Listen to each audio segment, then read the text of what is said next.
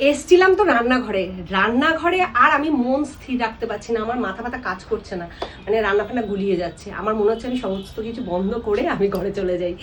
তার কারণ আজকে তোমাদের সাথে একটা খুশির মুহূর্ত শেয়ার করব। মানে আমার মনে হচ্ছে আমার জীবন ধন্য, আমার জীবন সার্থক, সবটাই যদিও তোমাদের ভালোবাসার জন্য।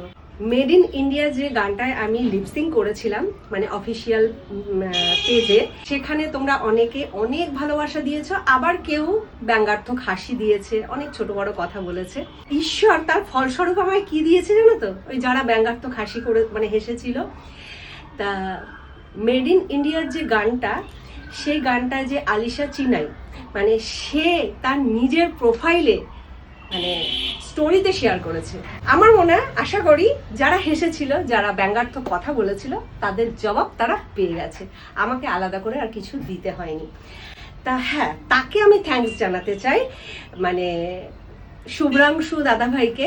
মানে আমি কিছুক্ষণ আগে একটা ভিডিও পোস্ট করেছিলাম, মানে আমার ছেলের হেয়ার কাটিং করে দিচ্ছিলাম, সেখানে সেই দাদাভাই আমাকে কমেন্ট করে স্ক্রিনশট দিয়ে আমাকে লিখে পাঠিয়েছে যে দিদি আপনি কি জানেন আপনার এই গানটা তার স্টোরিতে শেয়ার করেছে।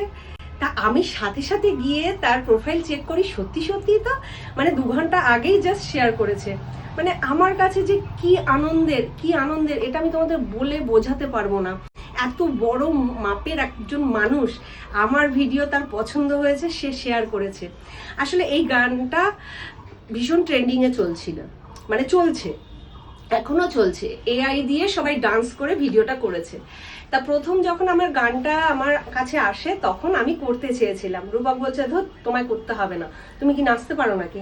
আলাম সবাই নেচে করেছে বলে আমাকেও নেচে করতে হবে এমন কোনো কথা নেই, আমি আমার মতন করে করব।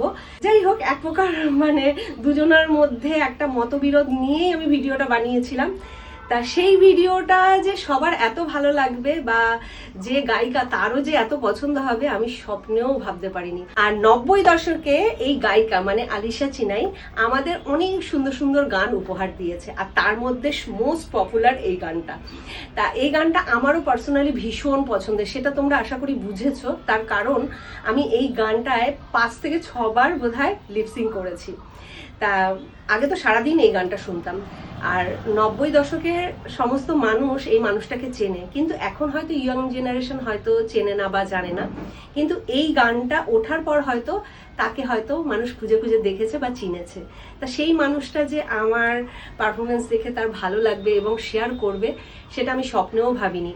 আর সত্যি কথা বলতে গেলে আমি কখনো